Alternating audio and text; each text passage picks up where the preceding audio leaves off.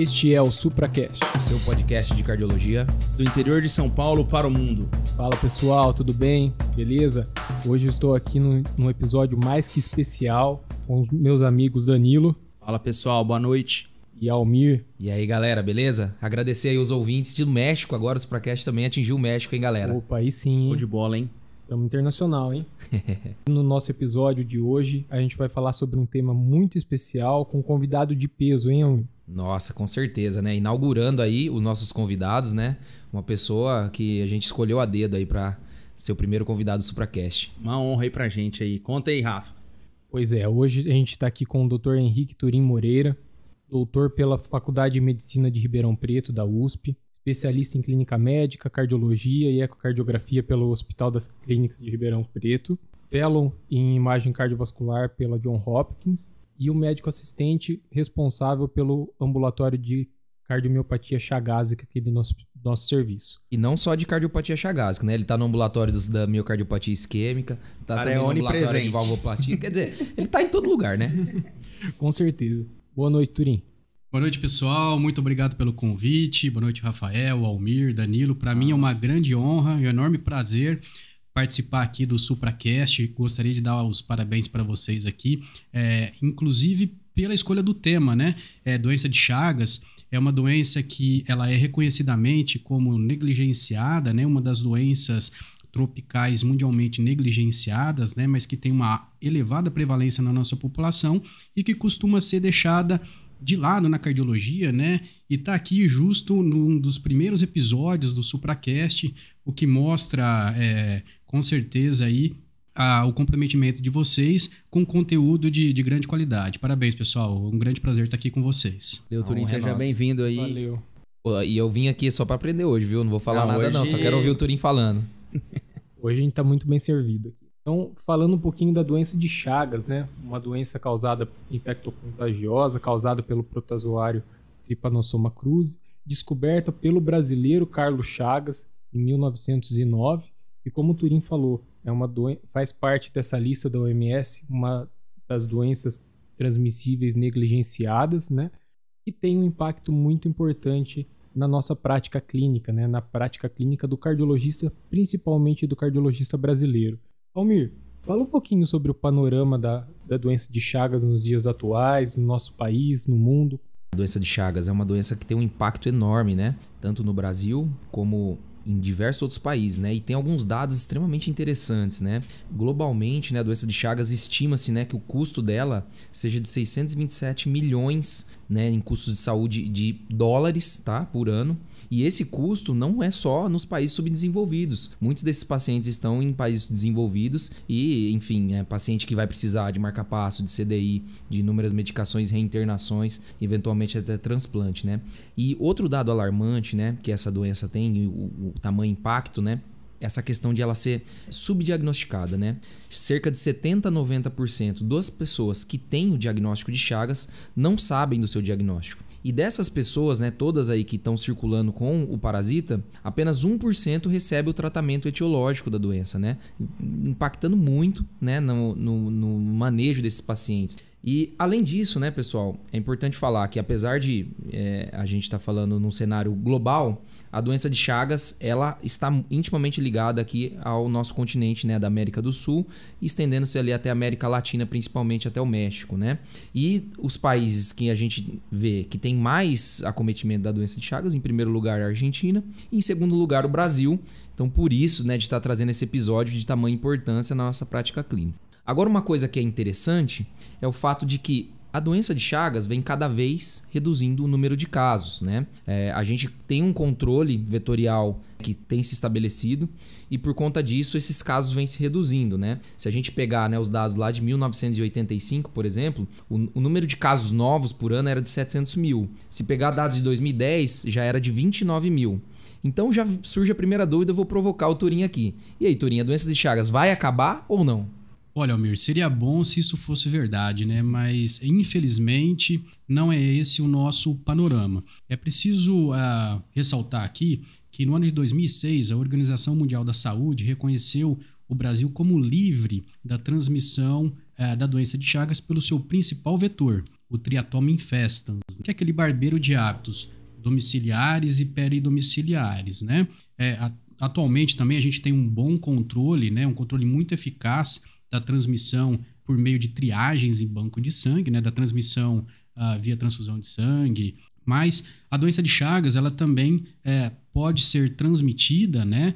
De forma materno-fetal, né? Durante a gestação, né? E também lembrar dos casos de infecção por ingestão oral, né? Que hoje em dia, muito provavelmente, é a principal forma de novos casos, né? No país. E vale também ressaltar aqui um número, né? Já que o Almir trouxe alguns, da nossa diretriz da Sociedade Brasileira, que apresenta uma estimativa por o ano de 2055, né, já muito à frente, aí, daqui a 2 décadas, né, o país ainda poderia ter ao redor de 500 mil pessoas infectadas e com a cardiomiopatia chagásica. Né? Excelente. Diretriz essa que você ajudou a escrever, né, Turim? Isso, eu tive a oportunidade de participar, o que foi de enorme aprendizado para mim, né, e pude contribuir de certa forma.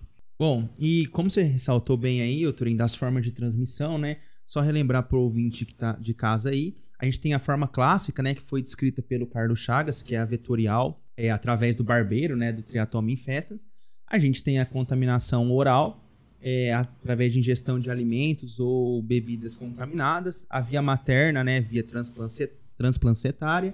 A gente tem transfusão de hemoderivados, transplante de órgãos sólidos e até o acidente com contaminação com material biológico. Você já tinha ressaltado aí que a gente tem uma redução da transmissão vetorial e dos hemoderivados e transplantes, que a gente tem um controle, né? Eu queria que você falasse, a gente teve há alguns anos atrás aí os casos de contaminação pelo açaí e pelo caldo de cana. Queria que você falasse mais um pouco sobre essa transmissão oral, que hoje é a principal forma de transmissão da doença de Chagas aí. Dani, isso é muito importante, né? A gente frequentemente encontra na mídia reportagens sobre transmissão oral e ela é muito frequente hoje em dia na região norte, né? Onde a gente tem o açaí, né? Que é extraído das palmeiras, né? E que também é um habitat do tripanossoma que vive que transmite a doença de Chagas no ciclo silvestre, né? Então, quando é coletado açaí, eventualmente esse açaí pode ser preparado inadvertidamente, né? Macerado junto com o inseto, ou eventualmente até durante o transporte dos caldeirões de açaí, sem um cuidado apropriado, especialmente durante a noite. As luzes podem atrair o inseto que pode contaminar ali o açaí já moído aí. Mas é importante ressaltar que o açaí ele não representa um perigo, né, para a pessoa que o consome, desde que ele seja tratado da forma adequada. E isso vem através do branqueamento, que é uma forma de pasteurização com temperaturas menos extremas que consegue eliminar o Trypanosoma cruzi do açaí e também, eventualmente, aí, outros contaminantes, né? Então, você que gosta de açaí, fica tranquilo. Se o açaí tiver um preparo adequado, branqueado, a gente pode encontrar isso no rótulo, né? Em locais de boa procedência. É bastante recomendado, é um alimento muito saudável. Ô, Turim, e você esteve no Pará, né?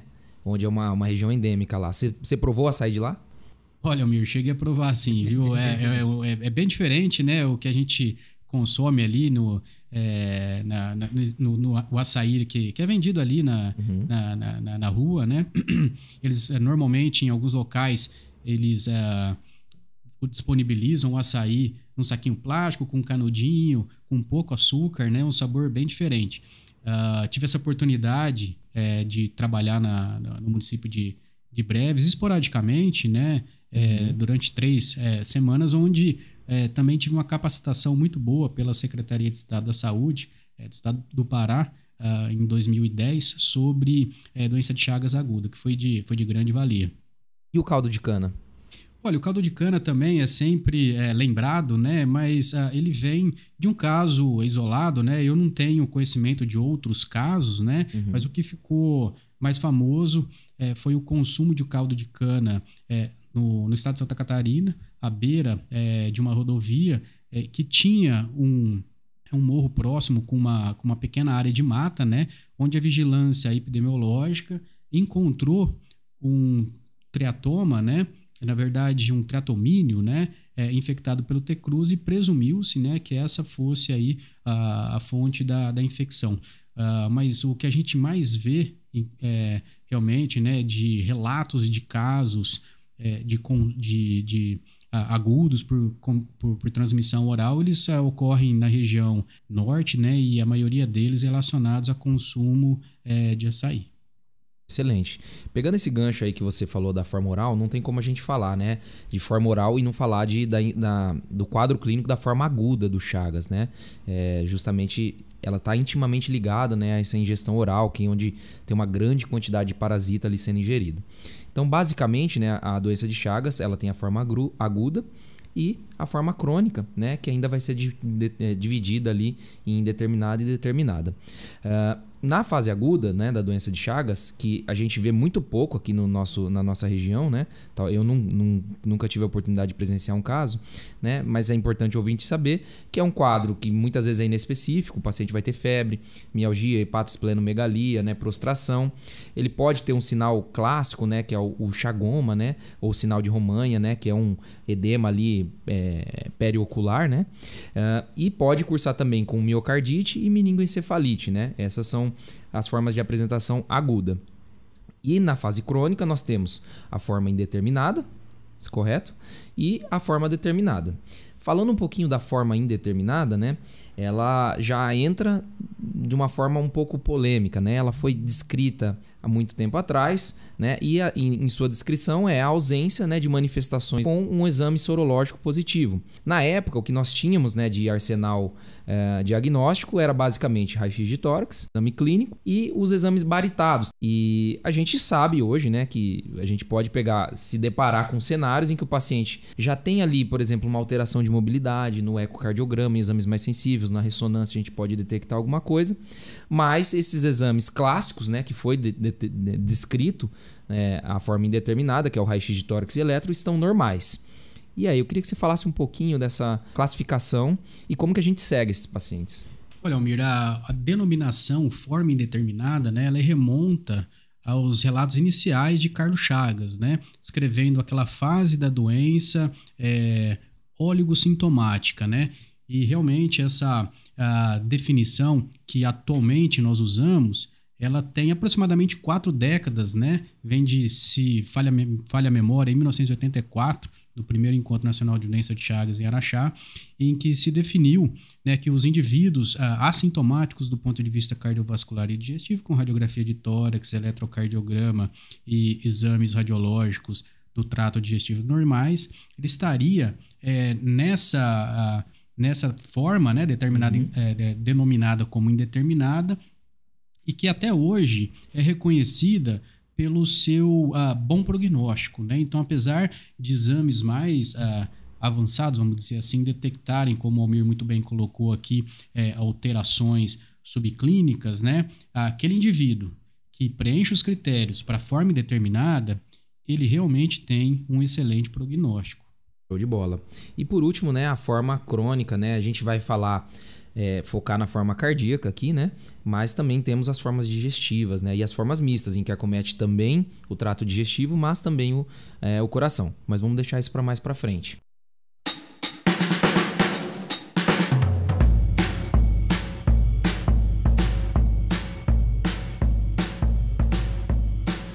De bola, Almir. Então, falando um pouquinho agora, como a gente diagnostica a doença de Chagas, né? O diagnóstico da doença de Chagas parte de critérios clínicos, laboratoriais e epidemiológicos, né? Isso impacta muito na suspeita clínica nossa. Isso vai variar a forma clínica, como você disse agora, que o paciente se apresenta, né? A forma aguda, normalmente a gente usa os métodos parasitológicos, o paciente tem uma parasitemia mais importante, mas na cardiomiopatia chagásica, aquela forma crônica determinada que você falou, a gente lança a mão dos testes sorológicos, né? São as principais ferramentas para a gente fazer esse diagnóstico. São várias maneiras, né? São vários testes que podem ser utilizados, né? Entre eles a fluorescência indireta, a hemaglutinação direta, o ensaio imunoenzimático, o famoso ELISA, né? A quimiluminescência. Deixa eu te ajudar. Quimiluminescência. E os testes rápidos, né? Que até a OMS não recomendam como primeira alternativa. O diagnóstico depende de 2 testes distintos, 2 métodos diferentes, serem positivos e terem um resultado reagente. E Turim, eu queria perguntar para você, e naquele caso do paciente que tem um teste com 2 testes com resultados discordantes? Como a gente interpreta isso? Como a gente prossegue esse tipo de investigação? Olha, Rafael, isso parece mais comum do que a gente encontra na literatura, né?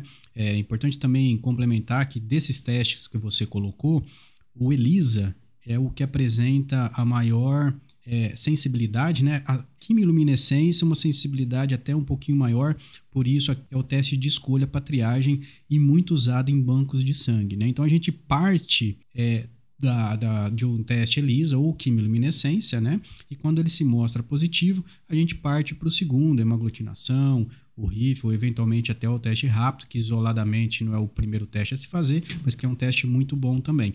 Agora, essas discordâncias podem ocorrer, especialmente pelo fato de que o ELISA e principalmente a quimiluminescência são testes muito sensíveis, né? Então, todo teste muito sensível vai ter o quê? Muitos resultados, né? Eu diria assim, não muitos, né? Mas mais resultados falsos positivos, né? Então, que se orienta, né, nessa situação, em primeiro lugar, repetir, né, os testes, pelo fato de que os títulos de anticorpos podem ser variáveis ao longo do tempo, tá certo? Uhum. Sendo assim, a discordância persistir, a gente deve partir para um terceiro teste. Então, por exemplo, fez um ELISA, deu positivo, fez a hemaglutinação, deu negativo, repetiu e persistiu a discordância, parte para a radioimunofluorescência ou para o teste rápido, né? Então, é assim que a gente deve proceder. Se ainda assim persistir a discordância, a gente pode eventualmente lançar mão para fazer testes de laboratórios diferentes, encaminhar para laboratórios de referência e pensar sempre em diagnósticos diferenciais, né, que possam justificar falsos positivos, né, no caso, principalmente leishmaniose e doenças autoimunes, né, mas a gente normalmente não encontra muito isso no dia a dia, não. A gente tem usado aqui em Ribeirão a quimiluminescência como teste de triagem. Quando ela vem positiva, a gente roda a hemaglutinação. Quando tem discordância, nós temos obtido resultados interessantes, né? Na maioria das vezes, resolvendo essa discordância com o teste rápido, né? Que é um teste imunocromatográfico, semelhante àquele teste rápido que a gente faz para a COVID, que ficou muito popular, né? Nessa pandemia, mas obviamente a amostra não é saliva nesse caso, não é o lavado nasal, né? Mas sim o sangue mesmo, né? Que a gente coloca a gotinha ali e espera o resultado. Bom, falando um pouco então do tratamento tripanocida, aí vou comentar um pouquinho sobre as medicações e as indicações aqui da diretriz, né? No Brasil a gente tem disponível aí o benzonidazol. É um medicamento que tem relativamente poucos efeitos adversos, né? A gente pode ter reações cutâneas, pode ter reações gastrointestinais, uma parestesia e uma neuropatia periférica e mais raramente a mielotoxicidade com a granulocitose, mas bem mais raro. Então, quando que a gente vai usar a medicação, né? Basicamente, para o pessoal que está em casa. Infecção aguda, independente de ser criança, adolescente ou adulto, a gente vai tratar. Infecção congênita na criança, a gente vai sempre tratar. E falando em relação à infecção crônica, adolescentes e criança com infecção crônica, a gente sempre vai tratar. Nos adultos, a diretriz coloca como ponderado o seguinte, para a gente compartilhar com o paciente a decisão de tratar a infecção crônica naquele paciente que tem uma cardiopatia inicial, ali que ainda não tem um estágio tão avançado da doença. Outras situações de infecção crônica que a gente sempre vai tratar, mulheres em idade fértil, e a diretriz até coloca desde que esteja aí com um anticoncepcional eficaz em uso. Pessoas que têm um grau de imunossupressão, seja por uma doença como o HIV ou pacientes transplantados, né? Pessoas que tiveram acidente com exposição a material biológico. E as gestantes, né? A gente vai optar por tratar quando tem alguma manifestação clínica aguda grave. No caso, seria a miocardite ou a meningoencefalite. Caso não tenha nenhuma manifestação grave, a diretriz indica sim aconselhar esperar pelo menos terminar o primeiro trimestre para começar o tratamento. Na forma indeterminada, a diretriz divide numa faixa etária. Pacientes com infecção crônica na forma indeterminada, menores que 50 anos, ela recomenda tratar. E maiores que 50 anos, ela põe para também decisão compartilhada e põe uma indicação ponderada. Quando que a gente não vai tratar de acordo com a diretriz? Pessoas com infecção crônica já têm um estágio avançado, uma lesão orgânica avançada, a diretriz indica para a gente não iniciar tratamento medicamentoso nesses pacientes. E aí eu queria te perguntar, Turim, a questão do benzonidazol, do acesso e a disponibilidade da medicação. E queria que você falasse também do grande estudo que a gente tem nessa área na doença da cardiopatia chagásica crônica, que é o BENEFIT. Olha, Danilo, infelizmente a gente tem frequentes desabastecimentos do benzonidazol que dificulta muito a gente implementar o tratamento desses pacientes na rotina. Então a diretriz traz aí, como você muito bem colocou, as indicações, né? E a gente precisa colocar agora isso em prática, tratar esses pacientes que têm indicação, como você muito bem ressaltou também, muitos desses cenários têm indicação forte para tratar, né? Mas, infelizmente, esse desabastecimento é uma realidade. O medicamento é produzido, salvo engano, por apenas um laboratório no país, né? Espero que essa disponibilidade melhore, né? E o estudo BENEFIT, né? Ele é um estudo emblemático na doença de Chagas, capitaneada pelo nosso grande mestre, professor Marim, aqui da USP de Ribeirão Preto, que testou o uso do benzonidazol em indivíduos com cardiomiopatia chagásica, né, versus placebo. Foi um estudo randomizado, multicêntrico, internacional, envolvendo países aqui da América do Sul e um país do Caribe, né? Além do Brasil, Argentina, Bolívia, Colômbia e El Salvador. E os resultados foram, de certa forma, frustrantes em certos termos, pelo fato de que não houve diferença entre o grupo de tratamento e o grupo placebo, né? Mas é importante a gente ressaltar que o estudo incluiu pacientes, muito provavelmente, numa forma mais avançada da doença, né? Enquanto que ainda fica em aberto, né? E daí as recomendações fortes baseadas no conjunto dos outros estudos científicos, né? Recomendação para a gente tratar indivíduos que ainda não tenham uma doença cardíaca avançada. Show de bola. Então, só para passar a régua para a gente definir para o nosso ouvinte, infecção aguda sempre tratar, naqueles pacientes que ainda não tem um dano estrutural muito grande, acho que a gente tem que discutir com o nosso paciente, mas a tendência é tratar, e naqueles pacientes que já está, né, com o ventrículo muito dilatado, com uma evolução muito grave, ou do trato digestivo também, a tendência, a princípio, é não tratar com os dados que a gente tem atualmente, né? E falando, né, a gente falou do tratamento etiológico, né, do parasita, mas a gente tem que saber lidar com as complicações da doença, né? Então vamos focar no que a gente mais gosta, que é a parte da miocardiopatia chagásica, né? É uma doença, né, que a gente tá no nosso dia a dia, né, no Hospital das Clínicas, uma grande parcela dos nossos pacientes é chagásico, e eu acredito que quem tá nos serviços de referência em cardiologia também tá vendo isso. E ela, eu diria assim, ela é classificada aí em 3 cenários que podem coexistir ou podem estar isoladamente. A própria disfunção ventricular, cursando com uma insuficiência cardíaca, pode acometer o ventrículo esquerdo, mas também o ventrículo direito. A forma arritmogênica, onde o paciente apresenta, né, principalmente arritmias ventriculares, né, taquicardia ventricular não sustentada, taquicardias ventriculares sustentadas e a própria fibrilação atrial. E os fenômenos tromboembólicos, né, já que esses pacientes aí têm uma maior predisposição a formar trombos e eventualmente chegam no nosso ambulatório após um episódio de AVC. É importante ressaltar também, né, na análise inicial, né, da miocardiopatia chagásica, a gente vai pedir aquela tríade, né, eletrocardiograma, raio-x de tórax e um ecocardiograma. No eletro, os sinais característicos que o ouvinte tem que lembrar, né, de sempre pensar em Chagas, é o famoso bloqueio de ramo direito mais associação com bloqueio divisional antero-superior, ou mais conhecido como BRD mais bedase, né? O raio-x de tórax, né, nas formas mais avançadas, a gente vai ver uma cardiomegalia. E no ecocardiograma, chama atenção tanto para a disfunção ventricular, né, queda da fração de ejeção, mas eventualmente o paciente ainda está com a fração de ejeção preservada, mas alguns outros sinais já falam, opa, esse paciente pode ser chagásico, né?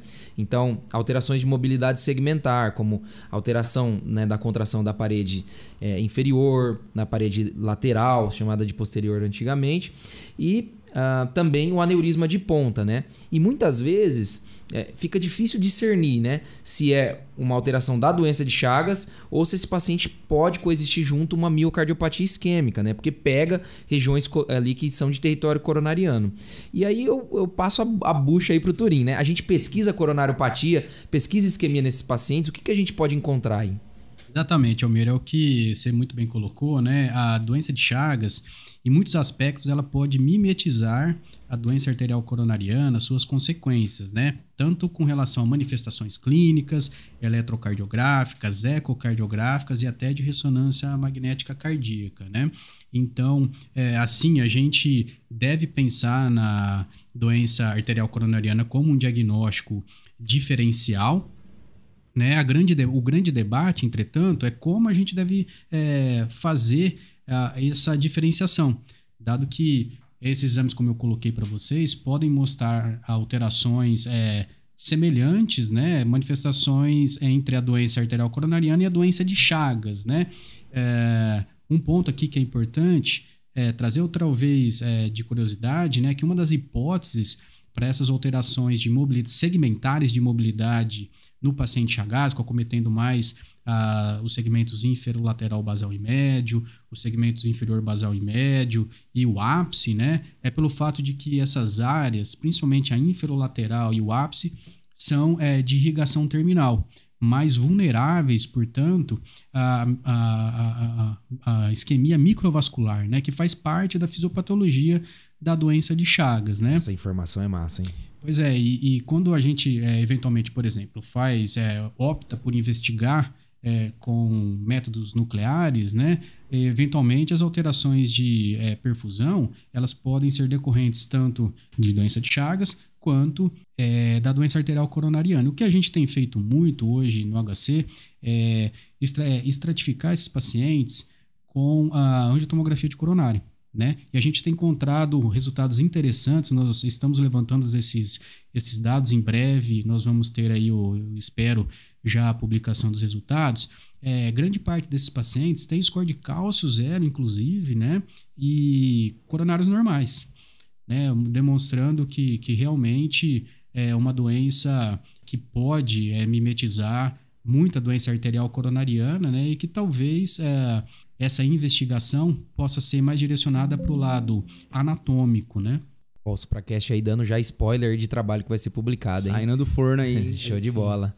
Tá certo. Então, esse paciente nosso que tem cardiomiopatia chagásica, a gente fez o diagnóstico dele, solicitou um eco. Como a gente vê qual paciente precisa de mais atenção, chance de ter uma evolução desfavorável ao longo dos anos, né? Foi elaborado um score de RACE, né? Que é um score que a gente utiliza ferramentas simples, né? Da nossa própria avaliação clínica, um score que utiliza esses exames que o Almir falou que a gente normalmente solicita na avaliação inicial para a gente classificar esse paciente em baixo risco, risco intermediário e risco alto de mortalidade em 10 anos, certo?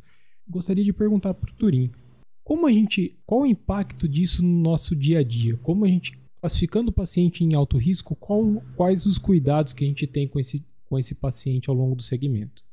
Olha, Rafael, o score de RACE é um score muito elegante, né? Como você colocou, utilizando aí a avaliação clínica, exames complementares que são do nosso dia a dia, amplamente disponíveis, não invasivos, de custo relativamente baixo, né?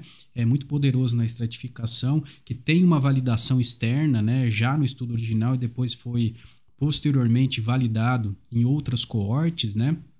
E a gente aplica para ter ideia do risco do paciente, né? Para ter uma estimativa do risco do paciente e olhar para aquele paciente, especialmente o de alto risco, para a gente ter um cuidado maior, né? Para a gente promover retornos mais curtos, eventualmente realização mais frequente de exames laboratoriais, ou seja, para a gente ter um pouco mais de atenção, né, para as complicações que possam se desenvolver no curso da evolução da doença nesses indivíduos.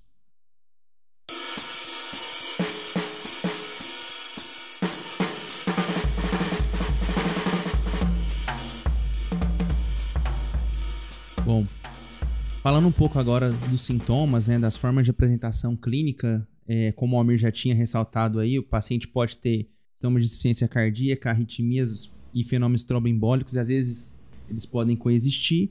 Em relação aos sintomas de IC, né?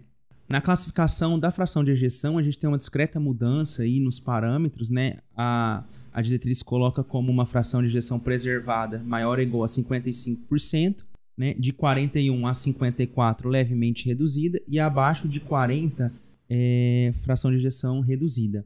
Ela até se aprofunda bastante nesse assunto, né? Eu queria que você comentasse um pouco sobre isso aí, Turim. Olha, Danilo, eu não chamaria de mudança, né? Mas talvez de um olhar diferente sobre pontos de corte para definir classificações de insuficiência cardíaca, né? Um olhar talvez mais crítico, né? Reconhecendo que esses pontos de corte, eles são, de certa forma, arbitrários, consolidados pelo fato de que são usados pelos ensaios clínicos, né? Para definir uma população que é mais propensa a ter eventos, né? Então, quando a gente está estudando algum evento, por exemplo, uma nova droga, né? Um novo medicamento, a gente precisa, o ideal é que a gente selecione os pacientes mais propensos a ter o desfecho, né? Que a gente espera que a droga, que o medicamento reduza, né? Minimizando até a necessidade do tamanho amostral, né? O que faz com que, por exemplo, esses pontos de corte, como, por exemplo, fração de ejeção de 40%, seja muito utilizado, né? Mas isso não significa que o paciente com 41% de fração de ejeção vai ter uma probabilidade de se beneficiar muito menor do que um paciente com uma fração de ejeção de 39%, né? É preciso que se reconheça um contínuo, né? Uhum. Óbvio que o paciente, quanto mais acima de fração de ejeção de 40%, menos chance ele vai ter de se beneficiar daquele medicamento, mais pacientes nós vamos ter que tratar para que um deles se beneficie, e o contrário é verdadeiro, né? Então, acho que é mais uma visão esclarecida, crítica, né, sobre esses pontos de corte de fração de ejeção para definir categorias de insuficiência cardíaca. Show de bola. E em relação ao tratamento medicamentoso, né, desses pacientes com insuficiência cardíaca, né, a diretriz coloca aí como recomendação forte, né, o uso dos beta-bloqueadores, né, dos antagonistas do receptor mineralocorticoide e os IECA-BRA. Né? E também os diurecoterapia para controle de sintomas. E ponderada em relação ao sacubitril/valsartana e as glifosinas. E eu queria que você falasse também para a gente como é que é esse manejo medicamentoso no nosso ambulatório aqui do HC. Pois é, Danilo, a gente tem discutido bastante isso, né? Uma evidência direta de ensaios clínicos randomizados, incluindo pacientes chagásicos, para essas novas terapias medicamentosas para insuficiência cardíaca, a gente não tem, mas pelo princípio da assimetria, como a diretriz coloca, né, a gente pode generalizar os resultados obtidos para outras populações para os pacientes chagásicos, dado que o potencial benefício supera muito, né, os riscos desses medicamentos. E eu destacaria primeiro aqui os inibidores SGLT2, a dapaglifosina, empaglifosina, né, como tratamento, com uma recomendação pouco não forte, reconhecida pela diretriz, né, mas ainda assim do tratamento de primeira linha para os pacientes com doença de Chagas. A gente tem prescrito de acordo com as recomendações, né, e tem obtido bons resultados, principalmente pelo fato de que são medicamentos muito bem tolerados pelos pacientes, né.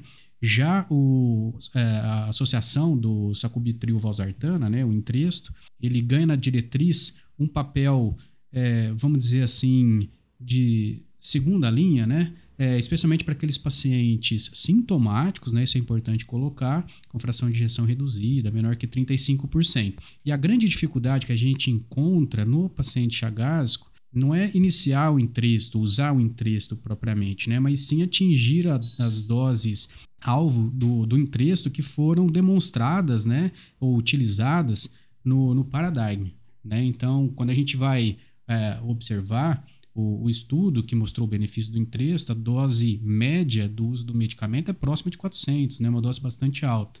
E o perfil do paciente chagásico, né, dos pacientes chagásicos, ele é um pouquinho diferente daqueles pacientes que têm insuficiência cardíaca secundária a hipertensão, a doença isquêmica, que tomada em conjunto são as causas mais frequentes no nosso meio, né? Esses pacientes hipertensos, com múltiplos fatores de risco cardiovascular, eles têm uma alta resistência vascular periférica habitualmente, rigidez arterial, eles costumam tolerar melhor os medicamentos para insuficiência cardíaca.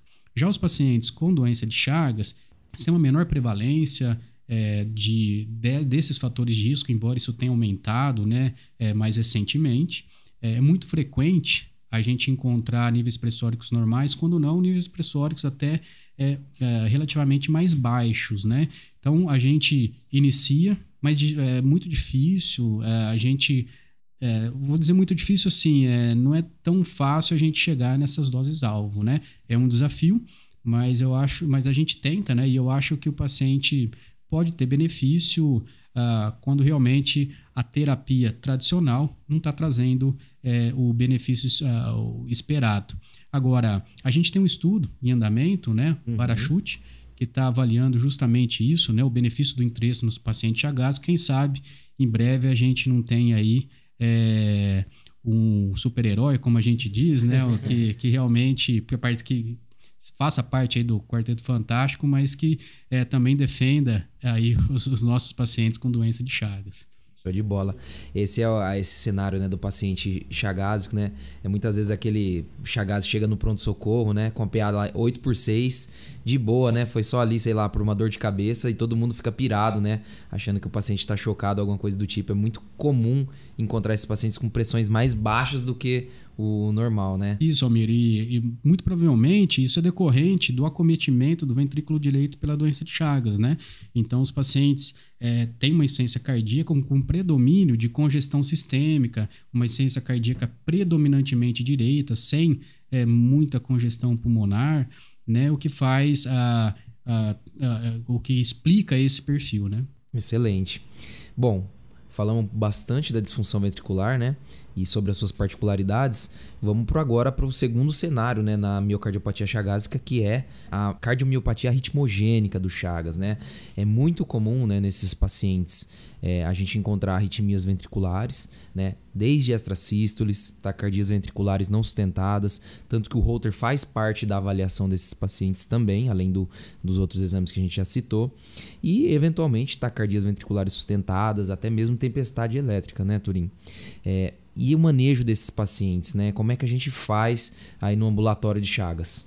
Olha, Almir, eu colocaria aqui 3 cenários, talvez os mais comuns, não sei se vocês concordam, né? O primeiro deles é o paciente com doença de Chagas e extrasístoles frequentes, né? Eu que não sou doido de discordar de você.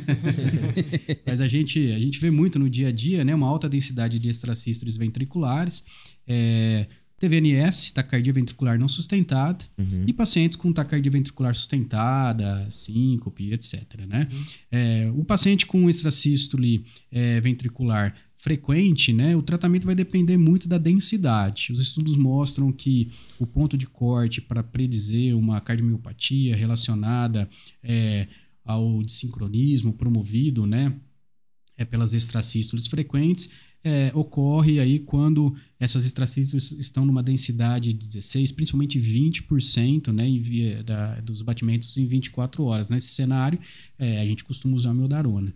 Mas talvez o que mais gera debate no nosso ambulatório de doença de Chagas, né, é a presença da TVNS. Né? Então, achei uma TVNS, devo dar amiodarona? Sempre? Na realidade, não, né? Então, se o paciente é assintomático, se o paciente tem um desempenho sistólico do ventrículo esquerdo preservado, habitualmente a gente não utiliza a amiodarona. Se o paciente tem sintomas de palpitação, a gente tenta um beta-bloqueador para ele ficar menos sintomático. São pacientes de menor risco, né? E aí não valeria a pena usar a amiodarona. Muitas vezes os pacientes teriam que usar a amiodarona por anos, décadas, né? E a gente tem os efeitos colaterais no medicamento. Então, para justificar o uso da amiodarona, a gente precisa administrar em pacientes de mais alto risco, né? São aqueles pacientes com fração sintomáticos, especialmente aqueles com fração de ejeção reduzida. Óbvio, mais uma vez, a gente não tem evidências diretas, né? A gente tem 2 estudos de benefício de amiodarona em prevenção de eventos adversos, né? Que incluíram pacientes chagásicos, né? São 2 estudos argentinos, mas que, no conjunto, incluíram aí algumas dezenas de pacientes com doença de Chagas, né? Mas habitualmente é assim que a gente lida com isso no dia a dia. Agora, com relação à taquicardia ventricular sustentada, ponto quase que pacífico o seguinte: se o paciente tem uma taquicardia ventricular sustentada instável, né, ou eventualmente com uma morte súbita revertida, secundária à taquicardia ventricular, obviamente a gente vai indicar um cardiodesfibrilador implantável, né? O grande debate que a gente faz naqueles pacientes com taquicardia ventricular sustentada estável, na verdade, né? Aquele paciente que tolerou a taquicardia ventricular sustentada, né? Não teve instabilidade hemodinâmica, síncope, nada mais grave decorrente disso, né? Então, nesses casos, a gente dá miodarona apenas, dá miodarona e implanta o CDI, e a gente tem que ponderar no dia a dia o risco realmente desse paciente ter um evento adverso baseada na presença ou não de disfunção sistólica do ventrículo esquerdo significativa, né? O ponto de corte que a diretriz traz é de 40%. Então, quando está com desempenho preservado, a gente pondera, na maioria das vezes, para o uso da miodarona. Certo. Agora, quando o desempenho é deprimido, o contrário, fica mais forte a indicação do CDI. Dá até um medinho, né, de deixar só com a miodarona, né, mas o que a gente vê no ambulatório, né, no dia a dia, é que segura bem, né, Turim, quando o desempenho é preservado, né? Isso, a gente tem alguns pacientes em segmento já há um bom tempo, com taquicardia ventricular sustentada, desempenho preservado em uso de amiodarona, sem eventos adversos em longo prazo. E tem um estudo, né, que está estudando isso, né, mas ainda a gente precisa saber os resultados, né? O estudo é um estudo nacional, né, que avalia implante do CDI como prevenção primária de evento cardiovascular, né, na doença de Chagas. Então, é um estudo randomizado a partir... para inclusão, os pacientes precisam ter o score de Rasses, falha a memória, acima de 10, né? Acima de 10. E TVNS. E a comparação é amiodarona versus CDI. Mas o estudo ainda não foi publicado, esperamos resultados em breve. Certo. Então, só para completar essa discussão de cardiomiopatia chagásica, faltou o outro espectro aí que o Almir trouxe mais cedo, né? Que é justamente os fenômenos tromboembólicos, né? A gente sabe que em áreas endêmicas da doença de Chagas, ela pode ser responsável até 20% dos AVCs isquêmicos nessa população. Fenômenos tromboembólicos para sistema nervoso central, para pulmão, para outros órgãos sólidos e membros também são muito frequentes, né? A indicação de anticoagulação para prevenção nessa população é justamente na diretriz em pacientes que têm FA com Chagas-Vasque maior ou igual a 2 em mulheres, maior ou igual a 1 em homens, pacientes que já tiveram evento isquêmico AVC e prévios, né? E pacientes que têm trombos murais, né? Olha, Rafael, muito bem lembrado dos fenômenos tromboembólicos, né? É importante ressaltar que todo paciente com um acidente vascular cerebral, né, deve ter a sorologia de Chagas dentro do protocolo para investigação, né? As recomendações para prevenção primária, né, de evento cerebrovascular em pacientes com doença de Chagas são essas exatamente que você trouxe aqui. E é igual à rotina habitual, né? Exatamente, Almir.